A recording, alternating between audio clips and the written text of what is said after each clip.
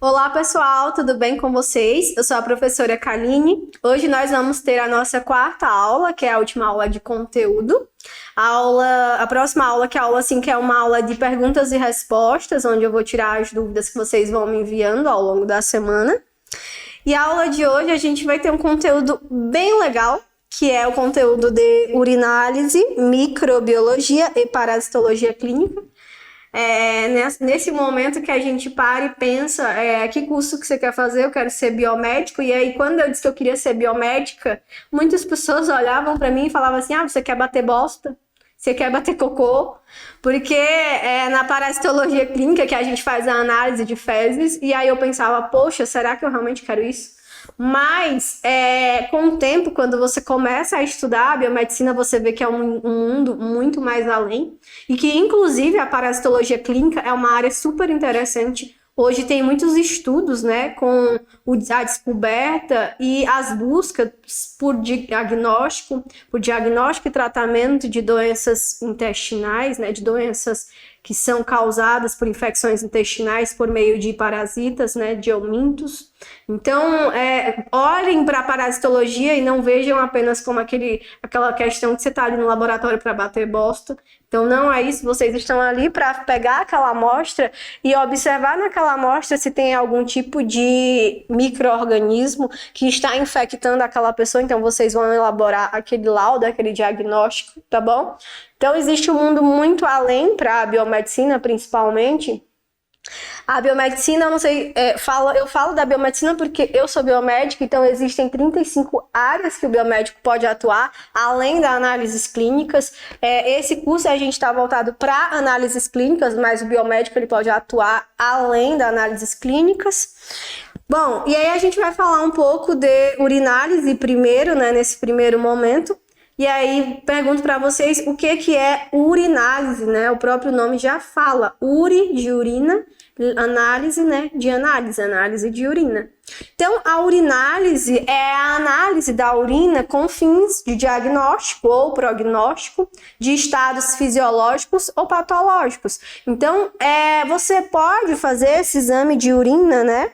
Quando você está doente, sentindo alguma coisa, ou simplesmente você pode fazer por exame de rotina. Então, geralmente, quando você vai ao médico, ele vai pedir para você exames de sangue de rotina, hemograma, glicemia, colesterol, e ele vai pedir exame fezes, porque ele consegue ver se você tem alguma infecção urinária, alguma deficiência renal, né? Se você tiver deficiência renal, você consegue ver pelos meios bioquímicos da urina se você está tendo uma produção muito grande de alguns componentes na urina, uma eliminação muito grande, exacerbada. Então, por exemplo, na urina tá tendo muita excreção de proteína, o que não é tão comum. Tá tendo muita excreção de glicose, tá tendo muita excreção de corpos cetônicos. Então, isso pode ser indicativo de alguma desregulação do organismo, tá bom? Então, geralmente é um exame de rotina, o exame de urina, mas também é solicitado muito em mulheres gestantes, que têm muita infecção urinária, em crianças que às vezes sentem dor, né, para urinar. Então, é comum fazer o exame de urina de crianças, enfim. Então, o exame de urina, ele serve tanto para diagnóstico quanto para prognóstico. Então, quando a gente fala em exame de urina, né, a gente fala em uma análise bem complexa da urina, tanto na análise bioquímica quanto na análise microscópica ou macroscópica, né, ver se aquela urina está turva ou não está. A gente fala que o exame de urina é um exame, né, de fácil acesso, barato e eficiente. Então, é um exame que tem fácil coleta, certo? Tem disponibilidade de amostra de urina. Os testes, eles são baratos, né? A gente fala que são baratos. E a análise de diversas funções metabólicas. Então, é um exame que é barato, de fácil acesso, fácil coleta e super importante, porque nele a gente consegue designar várias alterações no nosso organismo. Então, a gente tem menores custos médicos e aplicabilidade, né, da medicina preventiva. A gente tem aqui os exames de urina realizados com fluido de forma rápida, confiável, precisa, seguro e custo efetivo. Então, esses são os benefícios do exame de urina, né? É um custo-benefício. Então, você tem baixo custo e tem o benefício aí do exame de urina. Bom, então eu coloquei para vocês aqui uma imagem, né, de como que é realizado esse exame de urina. Então, pega a urina do potinho, coloca num tubo de 15 ml, pega essa fitinha, isso aqui é uma fita, né, que tem a dosagem bioquímica, e de acordo com a coloração, a gente consegue definir aqui por meio dos valores de referência se essa urina ela tem sangue, se essa urina ela tem glicose, se ela tem urobilinogênio, se ela tem proteína. Então, é assim que é feita a dosagem bioquímica da urina. Então, existem alguns equipamentos que fazem essa análise, né, de forma em um aparelho automática. Coloca a fitinha lá e ele já fala para você o que tem de dosagem bioquímica. Já outros testes, não. A gente tem um valor de referência no tubinho, né? E aí a gente pega a fita de urina do paciente, compara aqui com os valores de referência do tubinho. Ah, tá bem rosa, tem bastante leucócito. Tá bem amarelo, tem bastante sangue. Tá bem azul, tem bastante corpos cetônicos. Então, a gente faz a avaliação bioquímica por meio desse teste colorimétrico. E aí, a urina, né, ela tem várias fases. Ela tem o exame físico, que é aquele que você pega o tubo e observa se a urina ela tá turva, para ver se ela tem bastante depósito, né, se ela tem bastante consistência. Aí tem o exame químico, que é esse aqui da fitinha, que você vê quais são as substâncias químicas que estão presentes naquela urina e a quantidade de substância quantitativa. E nós temos o exame que é o exame microscópio, que é o exame que a gente coloca um pouco de urina numa lâmina e olha no microscópio, né, que a gente consegue ver aí se tem bactéria, se tem descamação célula epitelial, se tem linfócito, se tem eritrócito. Então, tudo que tiver numa urina, a gente consegue olhar no microscópio. Se tem levedura. Então, o exame de urina, ele é composto dessas três fases. A análise física, a análise bioquímica e a análise microscópica, tá bom? Bom, o paciente, qual que é o preparo do paciente para fazer esse exame? Então, o paciente, ele tem que receber algumas instruções durante o exame, né? Ele tem que ter asseio prévio, então tem que ter uma boa higienização, né, da região íntima antes de realização do exame. Tem que desprezar o primeiro jato, para que não corra risco de contaminação. Coleta o jato médio, leva o material ao laboratório no máximo em 1 hora após a coleta. Tem gente que coleta a urina hoje para levar amanhã. Gente, tudo que sai do nosso corpo, né, tem um risco de degradação, influenciado pela temperatura, pela umidade. Então, se você tira, né, a urina, aqueles micro-organismos, dependendo da condição, podem se degradar. Então, o ideal é fazer o mais fresco possível. Então, coletou a urina pela manhã, já leva para o laboratório. Transporte adequado, refrigerado. Você não pode pegar um tubinho de urina e colocar em qualquer lugar sujo. Porque aí as bactérias que vão ter ali não vai ser da sua urina, vai ser ali daquele local, cheio de bactéria, não tampa direito, o tubinho, às vezes você não pega um tubo estéreo, então, ideal é sempre pegar o tubinho estéreo na farmácia, coletar a urina, o jato médio, levar para o laboratório. Alterações na urina não conservada adequadamente. Então, se você não conserva adequadamente, o que pode acontecer? Pode aumentar o pH da urina, né? E aí você não vai ter um resultado confiável. Pode diminuir ali a glicose, diminuir os corpos cetônicos, diminuir a bilirrubina, pode aumentar o nitrito, aumentar o número de bactérias, aumentar a turvação da urina, desintegrar hemácias, leucócitos, cilindros, alterar a coloração. Então, se você não tem a condição adequada, né? Se você não conserva a urina de forma adequada, você pode ter resultados ali que não são resultados corretos, porque você pode ter alteração em todos esses parâmetros se você não tem ali uma boa conservação da urina até chegar ao laboratório. Bom, o exame de urina, ele é considerado um exame de rotina, né? É um exame de rotina, o exame de urina, tá bom? Então, o que você come, o que você bebe, a rotina de exercícios, funcionamento dos rins, distúrbios ou doenças podem afetar a sua aparência e composição normal, né, dessa urina. Então, tudo que você come vai ser eliminado na urina, tudo que você bebe vai ser eliminado na urina. Tudo que você tem de rotina no seu organismo é eliminado na urina, né? Se você pratica muitos exercícios, você vai ter uma maior ali eliminação de componentes, né? Se você tiver um bom funcionamento dos rins, a sua urina ela sai perfeitinha. Se você tiver um rim com doença, a sua urina ela sai completamente alterada. Se você tiver algum distúrbio no seu organismo, se você tem diabetes, então tudo isso pode alterar a formação da urina. Quais são os critérios para solicitar uma urina, né? Quais são esses critérios? Os principais avaliação médica de rotina, né? Geralmente eles fazem para rastreio geral, né? Eles pedem para rastreio geral, avaliação pré-operatória, triagem de doença renal, diabetes mellitus, hipertensão arterial, doença hepática. Eles podem solicitar para avaliação de sintomas particulares, dor abdominal, micção, se tem dor para fazer xixi, febre, sangue na urina, dentre outros sintomas urinários, né? Eles podem solicitar também por diagnóstico de condições médicas, né? Se você tem infecção renal, cálculo renal, diabetes controlado, insuficiência renal.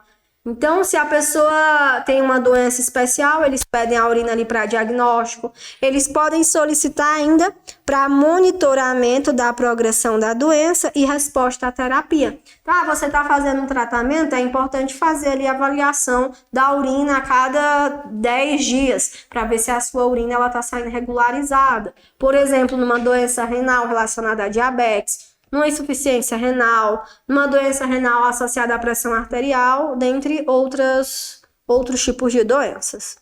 E como que é feita a coleta da urina, né? A coleta adequada da urina é super importante para evitar contaminação, né? E não ter a necessidade de solicitar uma nova coleta. Então, é super importante manter a higiene e ter a coleta adequada para que não precise depois aí de realização de outro exame. Na coleta a domicílio, o laboratório ele fornece as orientações e o paciente ele deve entregar a urina no laboratório no prazo máximo de 2 horas após a coleta ou então manter essa amostra refrigerada. Se você precisar coletar a amostra e conseguir no laboratório só depois de 2 horas, é importante manter ela na geladeira, no saquinho plástico, protegida, livre de contaminação. Porque se você deixa ela a temperatura ambiente, pode ter ali a proliferação de micro-organismos que não tinha na urina dentro do seu organismo, dentro do seu corpo, tá? Então é importante manter a urina refrigerada, se você for demorar para levar para o laboratório. A primeira amostra da manhã, né, é o ideal para o exame de urina de rotina, né? Então sempre a primeira da manhã é aquela mais adequada, porque assim você consegue ter aquele período de jejum e ver o que seu organismo está eliminando. Porque não adianta eu agora comer um monte de coisa e coletar a minha urina daqui 3 horas. Eu vou ter na urina 3, 4, 5, sei lá, 8 horas. Porque eu vou ter tudo que eu comi naquela alimentação. Então, o ideal é você pegar a primeira urina da manhã, como se fosse jejum do sangue e jejum da urina também. Então, a região urogenital, ela deve estar limpa, né? E o primeiro jato de urina deve ser desprezado. Aí a gente pega só o jato médio, o segundo jato de urina. Coletar a urina do jato médio, né? E até cerca de 1/3 ou metade da capacidade do frasco. Então, se eu tenho um frasco de coletar urina, não precisa coletar urina até em cima, tá? Pode ser apenas aqui 1/3 do frasco ou metade do frasco com urina, certo? Desprezar o restante da urina no vaso sanitário. A qualidade do resultado depende da qualidade e confiabilidade da coleta da amostra. Então, às vezes, né, você tem um resultado de um exame de urina que não é compatível com as suas condições fisiológicas. Por quê? Porque você não coletou adequadamente. Então, é essencial que seja feita uma coleta adequada para que se evite ali os erros pré-analíticos, né, que são os erros de coleta. Aqui tem uma imagem de um exame de urina. Na primeira aula, que foi a aula que eu mostrei como são feitas as coletas de amostras, eu mostrei para vocês uma imagem sobre a coleta de urina em uma mulher. Nessa imagem agora, eu mostro para vocês a coleta de urina no homem, como que é realizada. Então, lava as mãos, né? Aqui expõe a glande, né? Mantém aqui a glande exposta. Lava com água e sabão, enxágua depois. Aí pega aqui, né? Enxuga com papel toalha. Começa a urinar no vaso sanitário, o primeiro jato, né? Sem interrupção da micção, coloca o copo descartável, né? Ali próximo do jato urinário, coleta o jato médio em torno de 2 dedos de urina, despreza o restante no vaso sanitário, fecha o frasco, leva para o laboratório imediatamente. Então faz uma higiene adequada da glândula ali da região do pênis do homem, e aí ele vai fazer a micção inicial no vaso sanitário. O jato médio ele despreza direto no tubo e aí depois fecha e leva para o laboratório.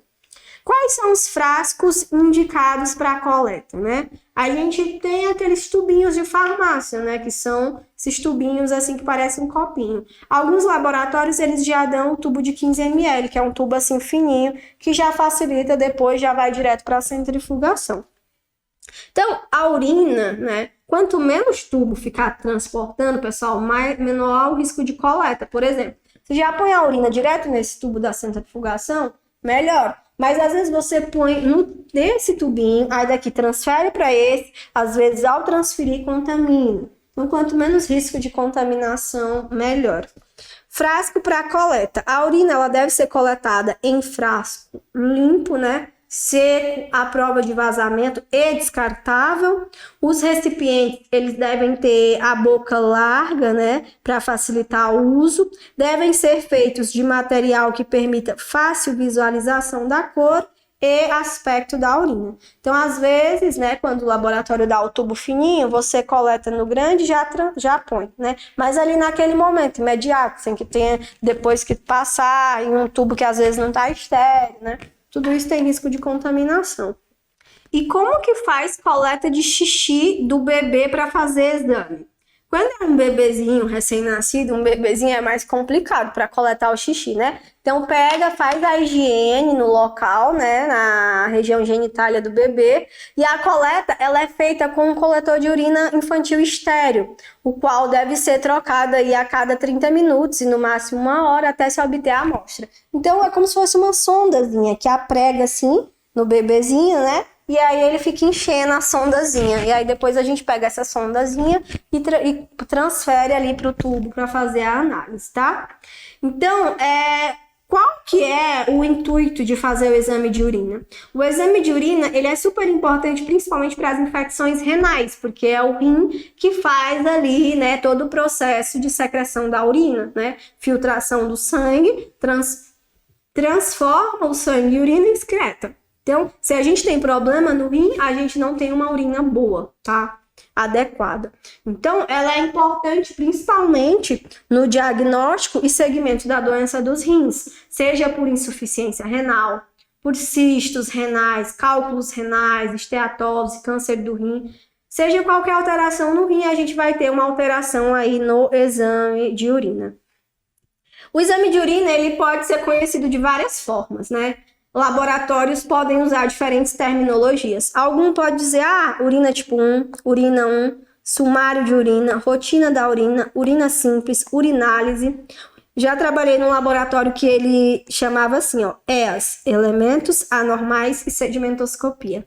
EQU, ECU, PAS, uronálise 3A, então é uma terminologia diversificada, enfim. Todos esses aqui querem dizer a mesma coisa, é um exame de urina. Nós temos a urina, que é a urina realizada, urina tipo 1, que a gente chama, né? que é aquela que a gente faz a análise, essa que eu falei para vocês, que é preferencialmente ali a primeira do dia, né? Caso não ocorra, fica sem urinar por pelo menos 2 horas que antecedem a coleta. Se você não coleta a primeira do dia, você fica sem urinar pelo menos umas 2 horas, tá? Para anteceder a coleta. E aí, essa urina, pessoal, quando a gente observa no microscópio e vê ela cheia de bactéria, a gente pensa, nossa, essa pessoa ela deve estar com uma infecção muito grande. É normal, Kaline, ter bactéria na urina? É, porque essa urina, principalmente na mulher, né, ela pode ter ali, junto com essa urina, né, essa micção ali naquele canal, pode vir bactérias ali da microbiota vaginal da mulher, né, então pode ter essa mistura. Mas o que não é normal, né, é a gente ter muita bactéria, muito leucócito, muita célula epitelial, muita levedura. Então, se a gente pega uma urina que ela tá completamente cheia desse tanto de coisa, quer dizer que não tá normal, tá? Pode ser que eu tenha algumas bactérias da minha microbiota ali saindo na urina, ok. Mas se eu tiver bactéria, leucócito, eritrócito, né, sangue, bactéria, tudo, quer dizer que a urina não tá boa, tá bom? E aí, quando eu tenho assim muitas bactérias e sinais de infecção no microscópio, eu posso fazer uma urocultura, né? Pego um pouco dessa amostra de urina, envio para o laboratório de microbiologia, onde eles vão pegar essa urina, semear numa placa de crescimento de bactéria e observar quais são as bactérias que tem nessa urina. Então, eles vão me dizer, olha, cresceu aqui nessa plaquinha da sua urina uma bactéria que é específica, né? Que é característica de infecção renal. Olha, cresceu aqui nessa plaquinha uma bactéria que é característica de infecção intestinal. Então, a urocultura, ela serve para auxiliar o exame de urina tipo 1, o exame convencional de urina. Então, a urocultura ou cultura de urina, né? A coleta, ela deve ser realizada aí principalmente, né, pela manhã cedo, né? Pelo menos 4 horas após a última micção. Realizar a higienização, coletar e entregar de forma adequada para ver se vai ter crescimento aí de bactérias. Então, tem alguns médicos, eles já pedem junto urina e urocultura, né? Que é uma forma, a urocultura é como se fosse um exame mais complementar, né? Mais específico. Além de você ver se tem bactéria, ele diz qual é a bactéria que tem. Já facilita muito o diagnóstico. Então, quando o paciente volta no médico para mostrar os exames, ele não vai só dizer, olha, eu tenho bactéria na urina. Ele vai dizer, eu tenho bactéria na urina e eu tenho aqui a urocultura dizendo para o senhor qual que é a bactéria, tá? E aí o médico já passa o tratamento de acordo com a bactéria. Existe também um exame que a gente chama de urina de 24 horas, onde a gente vai observar o quanto que essa pessoa urina em 24 horas. Então, olha, eu vou começar o meu exame agora, que são meio-dia, e eu vou coletar a minha urina de agora até amanhã, meio-dia. Então, eu pego um monte de garrafa, né? Garrafas estéreis, e aí eu vou fazendo xixi, e tudo que eu fizer de xixi, boto dentro da garrafa. Então, amanhã eu chego no laboratório com uma sacola cheia de garrafa de urina e entrego para eles. Tó. E aí eles vão fazer o cálculo, né, de quanto que você urinou em 24 horas. E eles vão ver se a sua quantidade de urina está correta ou não. Uma pessoa normal urina tanto, tananã, né, em tantas horas, em 24 horas. Você está urinando a quantidade adequada ou não? Você está com algum problema de formação de urina, tá? Então é um exame que também é utilizado na prática clínica. O exame de 24 horas, né, ele é realizado pela manhã, despreza toda a urina e anota o horário. A partir desse momento, toda vez que urinar, recolha a urina da micção, colocando no mesmo frasco de coleta, né, num recipiente descartável. Se a quantidade de urina for maior que o frasco, use frascos adicionais. Geralmente, em 24 horas, dá mais do que uma garrafa de 2 litros. Urinas com contaminações fecais, menstruação ou recipiente em más condições de asepsia serão rejeitadas e uma nova amostra será solicitada. Bom, o que a cor da urina pode indicar? Pessoal, no laboratório às vezes chegam umas urinas quase preta outra quase branca, outra bem amarela. E aí a gente tem que colocar. Qual a cor da urina? Amarelo claro, amarelo citrino, amarelo ouro. Tem umas que parecem bem cor de ouro mesmo. Amarelo escuro. É claro que tudo vai influenciar. Se você comer muita beterraba, né, a sua urina vai ficar mais rosa. Então depende, se você tomar muito antibiótico, sua urina pode ficar laranja, verde. Eu não sei se quem já tomou um medicamento que chama Urovit, né, que é para infecção de urina. Quem já tomou vai saber que o xixi, ele vem da cor de uma laranja. É laranjão. A primeira vez que eu tomei Urovit na minha vida, eu tomei um susto quando eu fui fazer xixi. Eu olhava, nossa, que demais, o negócio tá laranjão. Então, dependendo do que você põe dependendo da sua alimentação, do que você está ingerindo, sua urina vai sair de acordo com aquela pigmentação. Então, por exemplo, amarelo mais claro quer dizer que essa urina ela tá ali com hiperidratação. Então, pode ser que você está tomando muita água. Quando você toma muita água, não dá tempo de pigmentar a sua urina com urobilinogênio de forma correta. Sua urina vai sair mais clarinha. Se tem um amarelo claro, né, é a cor ideal, significa que não há problemas. Se você tem um amarelo escuro, pode ser sinal de desidratação, né? Você precisa de água, a urina está ficando muito concentrada, muito amarela. E aí ela fica com um cheiro ainda mais forte de amônia, de ureia. Se tem uma urina vermelha, então indica que tem presença de sangue. Se tem uma urina verde, quer dizer que tem infecção, ou então às vezes você está tomando algum antibiótico. Se a urina é marrom, está relacionada aí com doenças do fígado, doenças hepáticas. Então, a característica física da urina, a gente observa ali a cor, a turbidez, né? A aparência física ou macroscópica, a gente avalia principalmente a cor, se está turvo ou não, o odor. É claro que eu acredito que a maioria dos técnicos de laboratório não fica cheirando urina, né? Eles usam máscara, mas enfim, tem urina que quando a gente abre a tampa, gente, é podre. Enfim. Se tiver muita infecção, a urina fica muito fétida, muito fétida. E o volume, né? Sempre tem que medir o volume da urina para saber, de acordo com aquele volume, quais são os resultados. Então, a urina ela pode ser amarelo escuro, esbranquiçada, laranja, vermelha, verde azul. Essa laranja aqui é principalmente quando a pessoa toma Urovit. Mas engraçado que esse medicamento é mesmo que Deus pôr a mão nos seus rins. Quem já teve infecção de urina sabe o quanto que dói fazer xixi. Nossa, dói tanto que começa a sair água do olho. Quando você toma Urovit, é muito rápido. A dor parece que anestesia o seu rim imediatamente.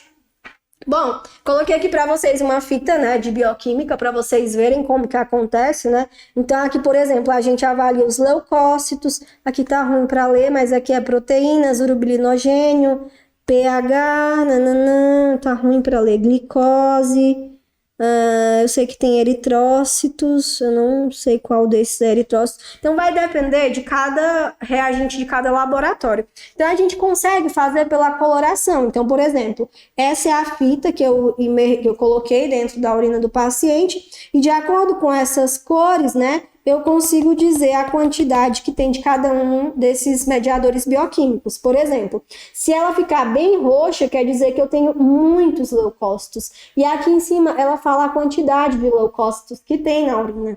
Aqui quer dizer que se ficar bem rosa, tem muitas proteínas. Aqui, se tiver essa cor, tem muito urobilinogênio. Aqui o pH, aqui ele diz pH tanto. Se tiver essa cor, o pH é tal, se tiver essa cor. Então, de acordo com a coloração, eu consigo dizer a quantidade desses mediadores bioquímicos que eu tenho na urina. Porque pela coloração eu consigo ver aqui a quantidade de cada um deles. Eritrócitos, glicose, né, nitrito, leucócitos, dentre outros.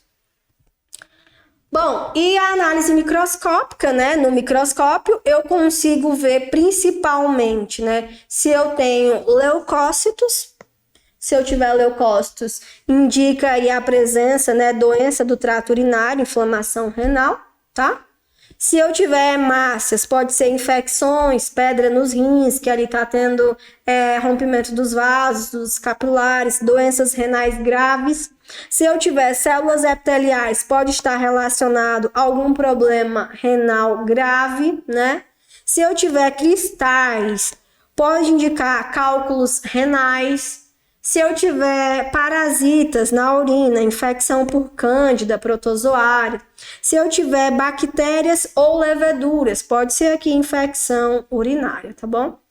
E aí tem urina que chega no laboratório que também chega cheia de espermatozoide, quer dizer que essa mulher teve uma relação sexual. Então, a gente vê de tudo na urina, não é só leucócito, eritrócito, tem urina que chega os espermatozoides fazendo uma festa.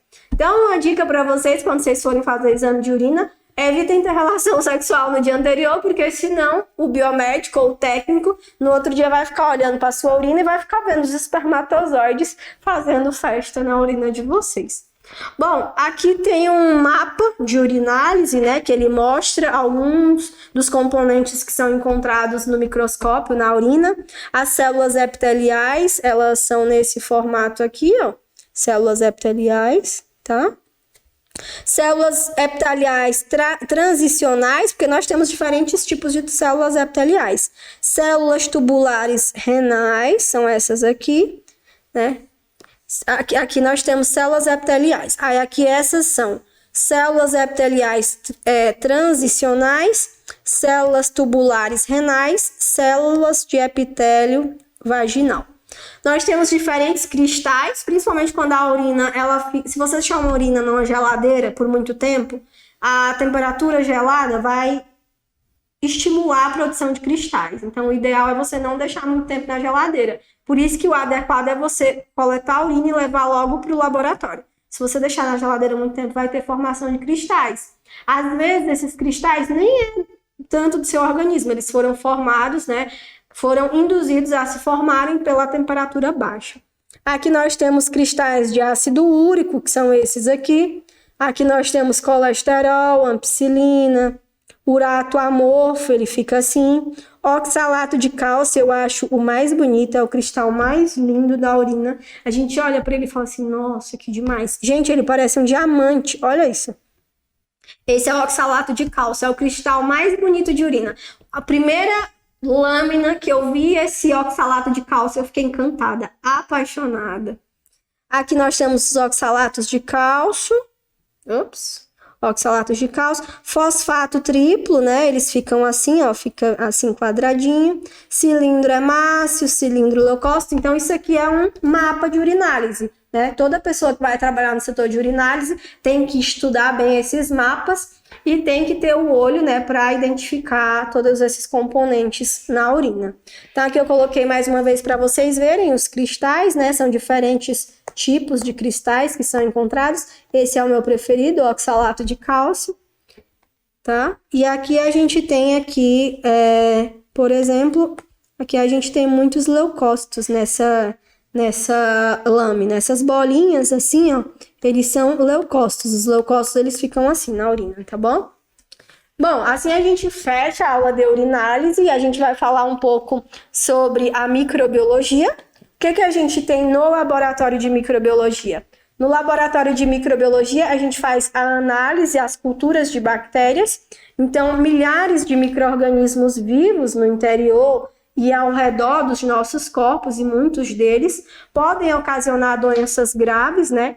Então, para estudar os micro-organismos, foram desenvolvidas diversas técnicas para isolar e identificar o agente em laboratório. Então, hoje existem muitas técnicas de microbiologia para a gente isolar as diferentes bactérias, né? Microbiologia, pessoal, quer dizer estudo das bactérias. Então, a gente consegue identificar essas bactérias, né? Por meio de técnicas específicas. E a gente tem um exame que a gente chama de antibiograma, que é um exame que diz quais os medicamentos que aquela bactéria ela consegue ser combatida. Então, você pega lá essa cultura de bactéria, põe assim numa placa e você coloca vários medicamentos sobre ela, né? Vários tipos de antibióticos. E aí você vê quais são os antibióticos que são capazes de causar a morte dessas bactérias. Então, com o exame de antibiograma, é demais. Você fala para o médico assim, olha, você mostra no laudo. esse paciente, no exame de urina, ele tinha bactéria.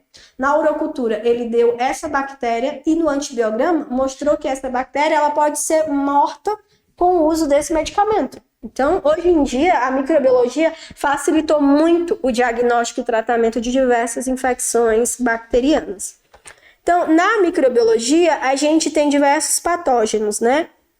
Na microbiologia, não só a gente estuda bactéria, né? Porque micro quer dizer micro-organismo, mas também a gente pode estudar aqui os fungos, vírus, bactérias, protozoários. Porém, pessoal, hoje, né, já tem um termo mais adequado, né? É claro que se a gente for fazer, né, cultura, a gente pode fazer cultura desses diversos micro-organismos. Mas hoje, cada vez mais, já se tem uma área mais ramificada e mais específica para cada um deles.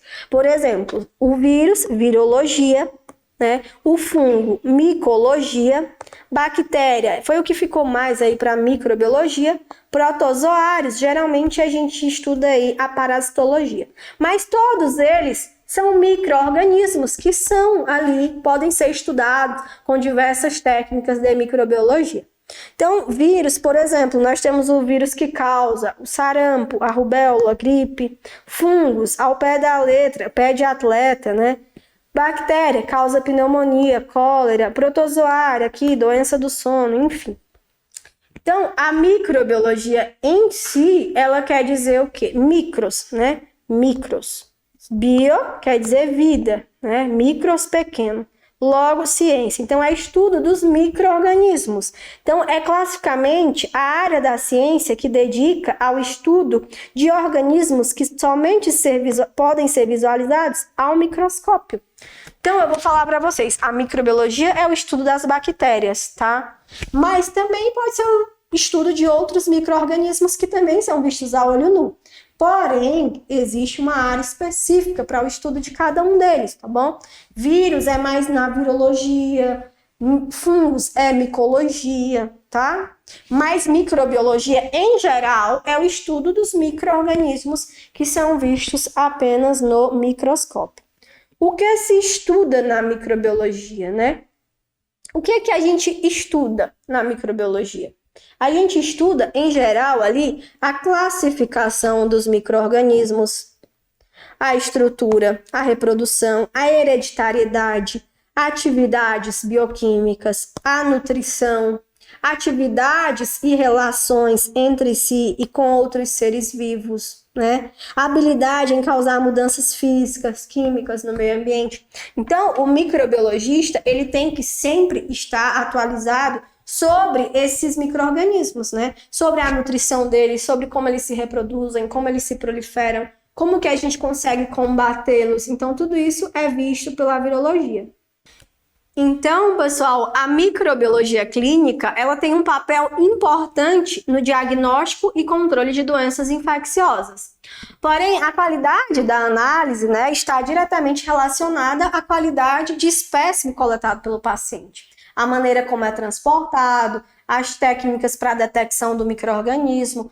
Então, não adianta eu fazer um teste perfeito se a coleta da amostra que chegou até mim não era adequada, se o transporte não foi adequado. Então, na microbiologia, né, os microbiologistas, eles usam meios, né, de nutrientes específicos para o crescimento de determinados micro-organismos. Então, eles recebem a amostra, colocam lá no meio de cultura e vão observar se aquele meio de cultura prolifera ou não esses micro-organismos. Por exemplo, os meios indicados para essas espécies de bactérias é o meio Stuart, né? Principalmente aqui Salmonella, Shigella, Pneumococcus. Pneumococcus causa pneumonia, tá? Salmonella e Shigella são infecções intestinais. Então, se a pessoa chegou ali com a urina, tá com uma infecção intestinal, pneumonia, aquela urina ele coloca para crescer nesse meio que a gente chama de meio Stuart. É um meio nutricional onde essas bactérias elas proliferam. A gente tem o agar nutriente, né? Que ele é principalmente para bacilos gram-positivos. O agar-clad, né, que é específico aqui para a urina, onde crescem gram-positivos, gram-negativos e leveduras. Esse agar-nutriente são meios de culturas para ver também leite, alimentos e água, para ver se eles têm contaminação, né? Quando uma empresa vai colocar no mercado um produto, por exemplo, um leite novo, eles têm que fazer muitos testes de microbiologia para saber se aquele leite não tem crescimento de nenhum micro-organismo que causa infecção. Então, eles pegam ali, por exemplo, esse agar-nutriente, derrama ali um pouco de leite e vê se vai crescer bactérias específicas. Esse agar-clad, ele é principalmente utilizado para a urina, tá? E tem esse agar McConkey, que é para isolar bacilos gram-negativos. Então, a gente sabe que as bactérias, elas podem ser positivas, né? De vários formatos. Cocos, que são as bolinhas, bacilos, que são mais assim compridinhos, espirais, né? Então, tem vários tipos, streptococcus, estafilococcus, né, de vários formatos, as bactérias. E cada meio de cultura, ele vai ser ali indicado para um tipo de bactéria específica. Então, a agar McConkey isola bacilos gram-negativos, enterobactérias ou bactérias não fermentadoras. Verifica a fermentação ou não da lactose. Enfim, eu acho que é importante mostrar para vocês que existem essas técnicas, essas metodologias de isolamento de bactérias na urina ou em outras amostras, em sangue, né? A gente consegue fazer cultura de sangue, consegue fazer cultura de diversas secreções, escarro, de secreção de licocéfalo raquidiano, para ver se tem bactéria no sistema nervoso. Mas é importante, eu acho que é importante vocês terem em mente que para cada tipo de diagnóstico, a gente tem já a técnica aplicada, a técnica adotada na clínica. Existe também o meio que é conhecido como agar, salmonella e shigella, né? Ele seleciona e isola espécies de salmonella e shigella em amostras de fezes, alimentos, água. Ele consegue ver se tem lactose ou não. Se tiver lactose, o meio fica rosa. Se não tiver lactose, o meio fica transparente. Então, são muitas técnicas que são aplicadas para a gente saber direitinho se tem ou não. Agar saborodextrose é um meio que ele mostra ali o cultivo de espécies de cândidas e fungos, né? Agar salmonitol é um meio utilizado aqui para isolamento de estafilococcus. Bom, e aí a gente fala um pouquinho de morfologia dessas bactérias, né? Vocês sabem que as bactérias, elas têm morfologia diferente. Então, nós temos os que são conhecidos como coco, né? Que é uma forma esférica, ela é redondinha, assim, tá bom? Aqui são principalmente o gênero Staphylococcus, né? Que são aquela que a gente tem, Staphylococcus. Bacilo ou bastonete, ela é em forma de bastonete, ela é assim, principalmente os bacilos. Vibrião é em forma de vírgula, ela é assim, né? Gênero Vibrio. Espiroqueta, ela é em forma de espiral, do gênero Treponema e Leptospira são exemplos aí. Então, as bactérias, elas são formadas em diferentes formatos. Às vezes, quando você põe para crescer uma bactéria numa plaquinha lá, uma placa de crescimento, aí você vai ver as culturazinhas e você consegue ver o crescimento das culturas. Então, hoje é possível fazer a quantificação dessas culturas de bactérias. E aí você pode fazer uma lâmina e fazer uma coloração também dessas bactérias. Então, aqui nós temos a fixação da lâmina, né?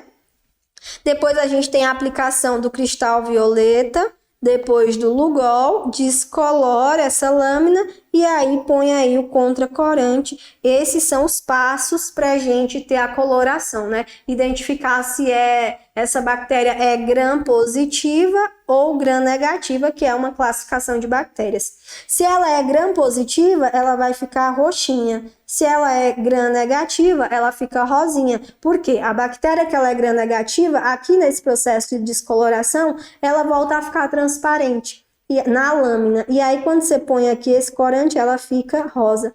Então, é uma forma de você diferenciar dois tipos de bactérias, que são bactérias gram-positivas e bactérias gram-negativas. E a partir daí, você vai fazendo as identificações e a melhor indicação de tratamento a partir do antibiograma. Bom, existem algumas exigências nutricionais, né? Existem algumas bactérias que são autotróficas e outras que são heterotróficas. Então, são aquelas que elas vão produzir, né, seu próprio alimento. Tem algumas bactérias com tipagem enzimática, né? Elas precisam de algumas enzimas, como, por exemplo, enzimas respiratórias para pesquisa de catalase ou metabolismo glicídico, também são formas de tentar diferenciar as características da bactéria. Existem a diferenciação em relação às enzimas extracelulares, né? Como, por exemplo, ver se tem pesquisa de coagulase. Então, aqui a gente tem uma técnica que a gente vê se essa bactéria ela tem coagulase ou não. Então, a presença dessa enzima indica a patogenicidade na presença de plasma. Os produtores de coagulase, como por exemplo o Staphylococcus aureus, eles vão desencadear mecanismos de coagulação. Então, isso é um teste que é realizado quando a pessoa tem infecção por Staphylococcus aureus. Se ela tiver o Staphylococcus aureus, quando fizer aqui o teste coagulase, ele vai dar positivo. Além do teste coagulase, a gente faz pesquisa de enzimas hidrolíticas, né? Essa prova, ela tem a sua principal aplicação na caracterização de espécies do gênero Streptococcus, né? Alguns dos quais elaboram enzimas hemolíticas, principalmente. Então, é um outro teste que a gente pode identificar essa espécie do tipo Streptococcus e saber se ela causa hemólise ou não em alguns tipos de meios. Então, é claro que nessa aula vocês não vão sair daqui sabendo todos os testes de microbiologia. Eu trouxe para vocês verem como que são aplicadas, né? Como que são identificadas essas bactérias. Existem testes específicos para a identificação de cada um tipo de patologia. Então, são testes que a gente utiliza no diagnóstico clínico. Aqui, por exemplo, tem um diagnóstico de Streptococcus, né? Então, aqui eu tenho um meio que a gente chama ele de agar-sangue, né? Ele tem aí uma sua composição. Então, se a gente tem aqui catalase negativa para esse agar-sangue, se a gente tiver alfa-hemólise, ele é sugestivo de aqui Streptococcus pneumoniae. Se ele tiver beta-hemólise, aqui pode ser Streptococcus pyogenes. Então, esse daqui, ele é sensível à optoquina, a esse antibiótico. Então, é um antibiótico bom para esse tratamento. Já esse outro tipo de bactéria, ela é sensível à bastracina. Então, aqui pode ser um antibiótico utilizado para esse tratamento. Então, vejam que demais, né? A urina chega no laboratório de microbiologia, a gente põe um pouco de urina aqui, ó, nesse meio de cultura, agar-sangue, e aí depois de algum tempo de crescimento a gente consegue dizer se é alfa-hemólise ou beta-hemólise pelo formato que fica essa placa, né? A plaquinha era assim, toda vermelha. Ó como que fica a alfa-hemólise, ela fica mais fraquinha. A beta-hemólise já fica assim, ó, bem diferente, né? E aí a gente identifica qual é o tipo de bactéria e além de identificar qual é o tipo de bactéria, a gente identifica qual é o tipo de antibiótico. Então, é uma coisa incrível o laboratório de microbiologia. Durante a minha graduação, no último ano, eu fiz um estágio, né, em um laboratório, eu fiz estágio em todos os setores, e o setor de microbiologia foi um dos que me chamou mais a atenção, e nele eu fiquei um período de 6 meses. Então, eu achava incrível fazer tudo isso, porque são exames que a gente tem que fazer na mão, manual. Pega a urina, bota no meio, põe na estufa, espera 24 horas, depois pega a placa. E aí, cresceu bactéria? Qual é o teste que nós vamos realizar agora para tentar identificar essa bactéria? Ah, ele foi positivo para esse teste, então pode ser tal coisa. Então vamos adicionar um segundo teste. E aí, depois desse segundo teste, vamos fazer um antibiograma para ver qual que é o antibiótico que torna essa bactéria sensível. Então, é como se fosse um caminho. Você faz uma coisa, depois você vê o resultado, aí tenta outra coisa, outra e outra e outra. E são muitos testes aplicados no laboratório de microbiologia e você vai chegando, nossa, será que é isso, isso, isso? Então, às vezes, para você identificar uma bactéria, você faz uns 5 testes, né? Passou por esse, passa para o próximo, passa para o próximo, Existem muitos testes na microbiologia, até você chegar no último, que é o antibiograma, que define para você qual é o antibiótico que vai ser utilizado. Bom, aqui eu coloquei para vocês verem um outro diagnóstico, que é o diagnóstico de enterococcus. Ele também usa aqui o agar-sangue, né? E aí esse agar-sangue, se ele tiver a catalase negativa, né, a gente vai tentar aqui fazer outros testes. Então nós temos o teste púrpura de bromocresol, agar biliesculina e caldo de cloreto de sódio 6,5%. Então, se for o enterococcus, essa púrpura ela vai ficar amarela.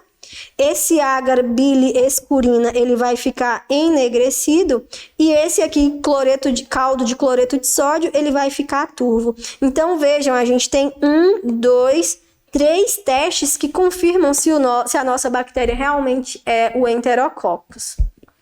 Staphylococcus, a gente tem aqui o agar-monitol salgado, que é um meio seletivo 7,5 de cloreto de sódio e diferencial. Então, se a gente tiver depois de um tempo de crescimento, se ele ficar nesse formato, ó, a bactéria ficar assim, nessa coloração, ele é sugestivo de Staphylococcus aureus. Se ele ficar nesse formato, né, ele pode ser aqui outro tipo de Staphylococcus, e aí a gente encaminha essa urina para um outro tipo de meio, que é o agar nutriente, e faz outras provas bioquímicas para tentar identificar qual que é o Staphylococcus. Então, quando a gente tem esse meio agar-monitol, esse aqui, ele é específico para encontrar o Staphylococcus aureus. Se ele não tiver esse tipo de crescimento, então a gente vai tentar encontrar outras provas bioquímicas e tentar identificar quem que é essa bactéria. Aqui é um teste de anaerobiose. Anaerobiose é um processo anaeróbio sem oxigênio. Então a gente pega as plaquinhas, a urina, coloca no meio e deixa aqui dentro. Parece uma panela de pressão tampada, então não tem oxigênio. Então se a bactéria ela é anaeróbia, ela consegue crescer aqui dentro sem oxigênio. Se ela é aeróbia, ela vai morrer. Então, a gente consegue identificar algumas bactérias anaeróbias nesse processo, né? Nessa jarra de anaerobiose, as plaquinhas ficam aqui com as bactérias, né? Se elas crescerem sem a presença de oxigênio, quer dizer que elas são anaeróbias. Aí a gente vai tentar identificar quais são essas bactérias anaeróbias. Bom, fechamos então urinálise e microbiologia. Agora a gente vai falar um pouquinho da parasitologia clínica, que são as amostras de fezes. Na parasitologia clínica, essa é uma ciência biomédica, né, que estuda os parasitas e protozoários causadores de doenças no corpo humano, tendo como principal objetivo o tratamento dessas condições. Então, o principal intuito da parasitologia é pegar a amostra de fezes, o cocô, olhar na lâmina e ver se tem algum parasita. E aí, se tiver, vai mostrar para o médico, olha, essa pessoa está com esse parasita, ele tem que tomar tal remédio. É bem comum infecções parasitárias em crianças, né? Que as mães chamam de verme. Ah, meu filho tá com verme, né? Toma remédio para verme, esse menino tá com verme. E realmente é muito comum criança ter, né? É muito comum. Quase toda criança é cheia de parasita. Por quê? Criança tem muito contato com terra. Os parasitas, eles ficam na terra, tá? Então, às vezes, ele tem os parasitas lá no seu intestinozinho e não tem mal. Tem alguns que não causam mal algum. Já outros, eles são mais agressivos. Eles podem causar infecção intestinal, que aí são esses que deixam a criancinha ali com aqueles sintomas que a mãe diz que é sintoma de verme. Então, existem técnicas específicas para que a gente faça o exame de parasitologia. Então, você pega aqui um pouquinho dessas fezes que vem nesse pote. Não precisa ser o pote cheio, tá? 1 grama é suficiente. Pega um pouquinho dessas fezes, põe aqui nesse copo, né? Nesse equipamento, deixa ele aqui, completa com água até em cima e espera aqui um tempo para que seja feita a sedimentação. Depois de 24 horas, geralmente faz essa análise com 24 horas, vai sedimentar aqui tudo que tiver nessas fezes. Então você vai descartar tudo isso aqui, joga fora e vai deixar só essa sedimentação do fundo. Aí você pega aqui uma gotinha dessa sedimentação e põe na lâmina para você observar. Geralmente você coloca Lugol e aí essa lâmina você consegue observar no microscópio com Lugol. Existem muitos parasitas que são encontrados nas fezes, alguns causam doenças e outros não. Coloquei para vocês aqui os principais parasitas, E. coli, entamoeba banana, tem muitos parasitas. Então, são todos esses aqui, entamoeba, tem alguns vermes, né? Trichuricúria, enfim, muitos parasitas. Aqui tem um atlas de parasitologia que mostra os principais, né? Então, a pessoa que trabalha no laboratório de parasitologia tem que ter conhecimento desse atlas. Aqui, por exemplo, é o Ascaris lumbricoides infértil, ancilostomídeo, Enteróbios vermiculares, Trichoris trichuria, Entamoeba coli, Entamoeba histolítica, Giardia lambia, Endolimax nana, Endamoeba. Então aqui, cada um desses é um tipo de parasita. E é isso que a gente vê na lâmina de fezes, tá? São esses parasitas que a gente observa e aí coloca no laudo e apresenta ao médico. Bom, os parasitas, eles são constituídos aí, né, pelos protozoários, tá? Quem são os protozoários? Os protozoários, a gente fala que é o reino protista. Ele é constituído por aproximadamente 60 mil espécies, conhecidas das quais 10 mil são parasitas de diferentes animais, sendo que apenas algumas dezenas elas conseguem infectar o homem. Bom, então é importante ter em mente que são várias as doenças causadas pelos micro-organismos, né? A gente tem muitas doenças que podem ser causadas pelos diversos parasitas, como amebíase, leishmaniose, dentre outros, né? E também existe uma forma de infestação. Esses micro-organismos, eles têm um ciclo de vida. E na parasitologia, né, é a área que consegue estudar qual que é o ciclo de vida.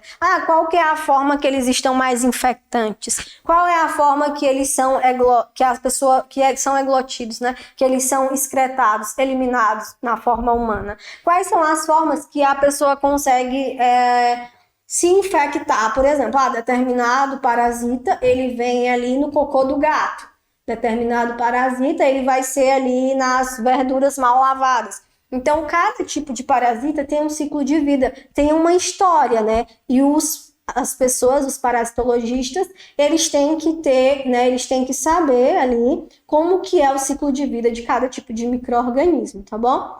Existem muitos métodos de preparo, né, de amostra de fezes. Nós temos os métodos de Hoffman, Pons e Janner, nós temos que é o método de Lutz. Então a gente consegue identificar ovos, larvas, cistos e também oocistos. E aí, pessoal, a gente começa a falar do conceito de protozoários, né? Que os protozoários são os parasitas. Essa constituição, ela vem do reino protista, que ela é constituída aí em torno de 60 mil espécies, né? Das quais 10 mil são parasitas de diferentes animais e apenas algumas dezenas delas conseguem infectar o homem. Então, quais são as doenças mais comuns, né, na prática clínica que são causadas por protozoários, Karine? Principalmente a giardíase, né, que é uma infecção do intestino delgado, causada aí pela Giardia lambia, que é um tipo de parasita, né? Ocorre no mundo todo, ela é mais frequentemente em crianças. A giardíase é uma das causas mais comuns de diarreia nas crianças, né? Então, geralmente as crianças, elas têm muita diarreia. E como consequência da infecção, elas apresentam problemas de má nutrição e retardo no desenvolvimento. Então, a giardíase é uma doença causada, né? Uma doença causada por infecção parasitária, principalmente em crianças, que causam aí diarreia. Nós temos também a tricomoníase, que é uma outra doença, né? É uma doença venérea transmitida através do ato sexual, o Trichomonas vaginalis. Esse é o agente parasitário. Ele é considerado aí um dos principais patógenos do trato urogenital humano e está associado a sérias complicações e saúde, como, por exemplo, aí a infertilidade, tanto masculina quanto feminina. A mulher, quando ela tem infecção pelo Trichomonas vaginalis, ela fica com uma secreção muito fétida, né? Um odor muito fétido ali, como se fosse peixe podre. Então, isso é a tricomoníase, e aí ele pode ser tratado com medicamentos específicos antiparasitários. Tem a toxoplasmose, que é uma outra doença parasitária, é uma infecção causada pelo Toxoplasma gondii, né? Geralmente não provoca sintomas, a pessoa pode ter aí a toxoplasma, não ter sintoma algum. A infecção grave, ela se desenvolve apenas em pessoas com sistema imunológico enfraquecido. Se a infecção for contraída durante a gravidez, aí o resultado pode ser desde aborto espontâneo, natimorto ou até mesmo defeitos congênitos. Então, a toxoplasma é uma doença que às vezes a gente tem e nem sente, tá? Só que quando a mulher está grávida, pode atacar o bebê, esse parasita, né? Essa infecção parasitária. Por isso que toda mulher, quando está fazendo pré-natal, o médico pede exame de toxoplasma, para ver se ela já teve ou se ela tem, porque se ela tiver, tem que fazer o tratamento imediato para que não tenha ali risco de perder o bebê. Outra doença parasitária bem comum que a gente tem é a doença de Chagas, né? Que também é conhecida como tripanossomíase americana. Tripanossomíase americana e é causada pelo protozoário Trypanosoma cruzi. Essa doença de Chagas, ela apresenta uma fase aguda, que a gente chama doença de Chagas aguda ou DCA, que pode ser sintomática ou não, e uma fase crônica, que pode se manifestar aí de forma indeterminada, cardíaca, digestiva ou cardiodigestiva. Então, a doença de Chagas, quem causa aí é o Trypanosoma cruzi. A gente tem também a malária, que é uma doença infecciosa febril aguda, associada ou não aí a calafrios. A pessoa ela pode ter calafrios, tremores, suores intensos, dor de cabeça, dor no corpo, que pode ter evolução rápida e ser grave. Ela pode ser provocada por 4 protozoários do gênero Plasmodium, né? Pode ser Plasmodium vivax, Plasmodium falciparum, Plasmodium malariase e Plasmodium ovale. Então, a malária ela é causada pelo parasita da espécie Plasmodium e é uma doença que ela pode ter aí sintomas, né, como calafrios, tremores, suores. Todas essas doenças parasitárias, pessoal, elas têm tratamento, tá? Com medicamentos antiparasitários. Então, os parasitas, eles podem ser protozoários ou eles podem ser eumintos, né? Os eumintos, a gente fala que já são os vermezinhos. Então, os eumintos, eles são classificados em 3 grandes grupos, né? Os eumintos.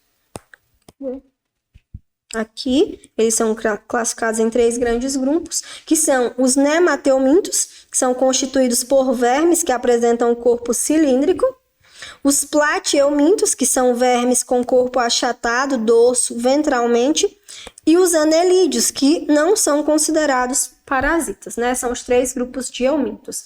Então, os que têm importância clínica são os nemateumintos, que têm o corpo cilíndrico, e os plateumintos, que são ali o corpo achatado. Então, os únicos com importância médica, né, são ali principalmente os sanguessugas, que a gente tanto conhece. Então, quais são as doenças causadas por eumintos? Principalmente aí a gente tem a teníase e a cisticercose, né, que são doenças completamente diferentes, mas causadas pelo mesmo tipo de parasita, que é a TNSP.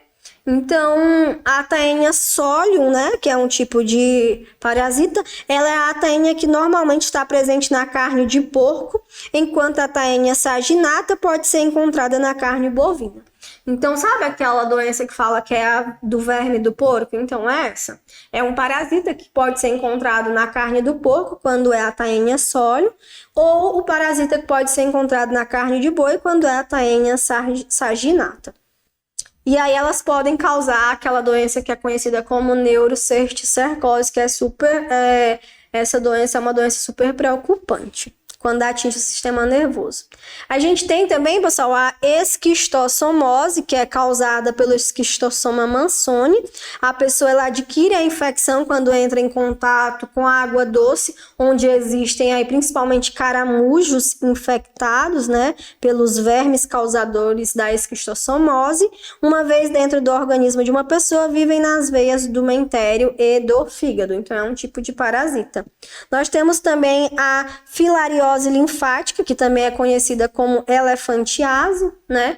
Que essa é uma doença considerada uma das maiores causas mundiais de incapacidade permanente ou de longo prazo, né? Ela é causada pelo verme que a gente chama Wucherena bancrophite, transmitida pela picada do mosquito Culex fasciatus, que é um pernilongo ou muriçoca, infectado com larvas de parasita. Então, é uma doença também que é também acometida por um tipo de euminto ou parasita. Bom, essa aqui é a nossa aula de hoje, que falou um pouquinho sobre os exames de urinálise, sobre a microbiologia e a parasitologia clínica. Aqui na aula de parasitologia eu tentei mostrar para vocês como que são feitos os exames laboratoriais e quais são as principais doenças causadas por parasitas, sejam por protozoários ou por eumintos. A nossa próxima aula vai ser uma aula de perguntas e respostas, onde eu vou tirar as dúvidas de vocês. Muito obrigada pela atenção e até a próxima aula.